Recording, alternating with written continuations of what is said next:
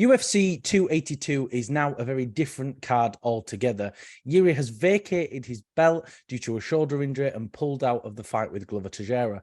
So now, Mark, the question that I've got for you, is UFC 282 ruined, or can it stand up on its own merit? I mean, it definitely can stand up on its own merit, especially with now the main event being Jan Blachowicz and Ankalaev, because I think people have been calling for Ankalaev. You know, he's been creeping up in the background, like throughout the course of the past few years. And obviously we know how dangerous Jan can be, but you feel almost sorry for Glover. I know he declined a fight because, you know, you must look at it thinking he must have been snubbed, especially his age. But with Jan versus Ankalaev, it's a good fight. It's the best they can do at the current situation, I think. Yeah, 100%. I agree. It is kind of the best option that they can do, isn't it? Because, you know, Glover turned down the fight with Ankalaev, but you can't blame him. You know, he said, look, I need more preparation. I can do this UFC Rio, which I think would be great to do. But the problem is, if Ankalaev is pulled off this card as well, who's the main event? Paddy? I genuinely, for me, 282 isn't necessarily ruined, but it's a card that I'm a lot less interested in. And I don't even think I'll watch it live. I think it's probably just a fight I'll watch in the morning afterwards while I'm eating my Cocoa Pops, maybe. I just don't think it's got that oomph it needs, or it's got that oomph that, you know, that's going to keep me interested. But sort of talking about the main event, we've now got Ankalaev versus Jan Blachowicz for the title, which is crazy, really, because, you know, if they win, if either of them win, will the fans consider them as the champion? It definitely does feel like it's almost like an interim belt, you know, almost. But I mean, fair enough to Jiri, to be honest with you, rather than, you know, a certain heavyweight who is the champion who seems to be holding the division up, or you know, when it's like when Khabib had retired, claims retired but didn't vacate the belt, that kind of thing. But fair enough to Jiri straight away. I don't want to keep it, you know, let's keep this light heavyweight division going. It's a strange one, but especially what you were saying then, Dwain. Paddy is now the co-main event. I know he's a big star, but he's unranked. It just seems a little strange, though, doesn't it now?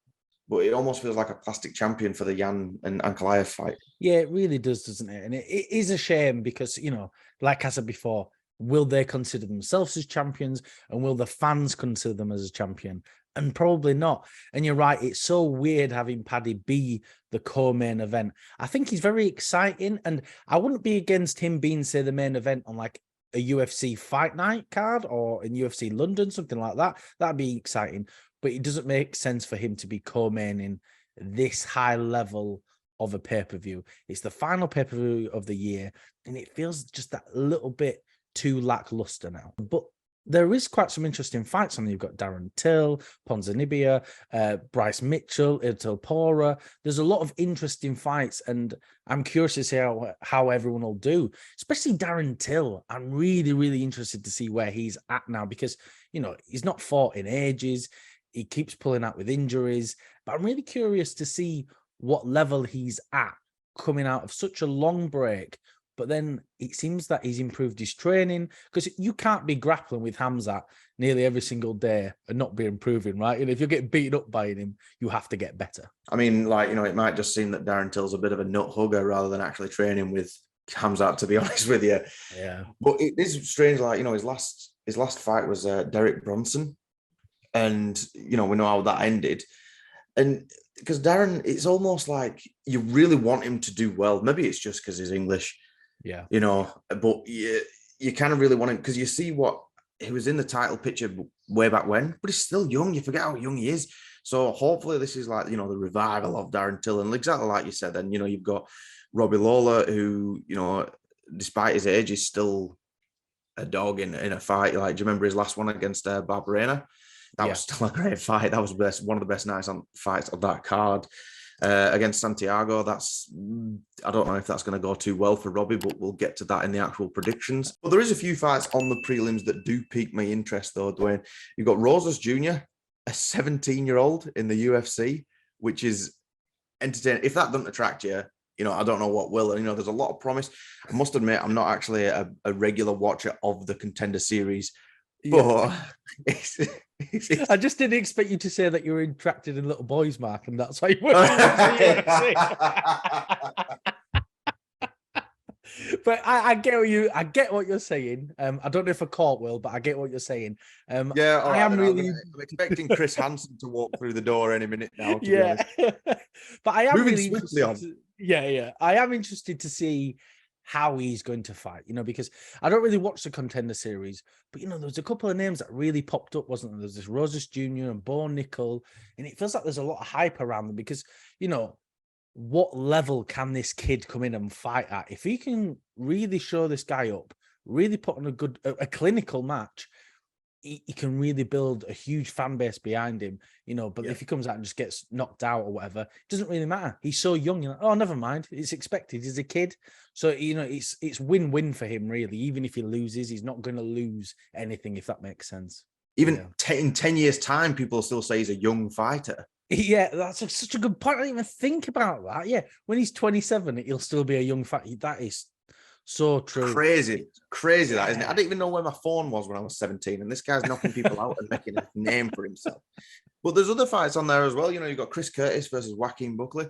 Now, Buckley, I think he's almost always going to be attached to that incredible knockout that he got. It's similar to the Uriah Hall. He was always attached to that knockout, even though it could be fights further down the line. Joaquin Buckley's been a bit up and down, in his previous fights after that.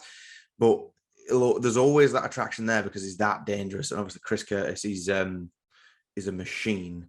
He's got legs like Chris Hoy, to be honest with you. So that's another point that I'll be tuning in anyway to this card. And there's a few things that pique my interest. Well, yeah, I think with that fight, it's so interesting, isn't it? I think it's going to be such a fun back and forth fight, and I really think it's got potential to be fight of the night. And I think that's exciting to say on prelims as well. That's a chance that a fight like that could be fight of the night. Maybe we're not even giving this as much of a chance as what we should have done because the amount that the more that we're talking about it now, I'm like, actually, I'm quite looking forward to this card. It just sucks a little bit, because of what the circumstances were. Yeah, well, that's the point, isn't it? Because it's not actually a weak card. Overall, it's quite a fun, exciting, kind of different card. But because it lacks that main event, you're like, oh well, I'm not that interested now, and it kind of leaves a sour note, doesn't it, in some ways? Especially for you setting a 2 a.m. alarm to get up and watch it, to be honest with you. Yeah, exactly. But going into the heavyweights as well, you've got Jairzinho Rosenstrike versus Chris Daukaus as well, which I know Rosenstrike, he's again been a little bit up and down, but with the heavyweights, you can't tune out Dwain. When they swing that much power, you don't know what's going to happen, and it's always fun to see. And Chris Daukaus as well, he's been up and down. I know Lewis knocked him out, etc., and everything like that. But I mean, Rosenstrike, he does need a win as well, and I'll be tuning in to watch it because I kind of hope he can do it just because I like them big power punches and it just makes the division entertaining. As an armchair fan, I feel like I can say that's my reason, just because we like knockouts. Yeah, 100%. And you're so right. With the heavyweight division, it's always an exciting fight. And right now, the heavyweight division's in a very interesting position. Is that you're only a couple of fights away, and then you're in title contention, because that heavyweight division, they're all just getting knocked out left, right, and center. And without a real champion, they're ready to go. The UFC seem hungry to push that next heavyweight. So if you can get a string of a couple of wins, you can get something big.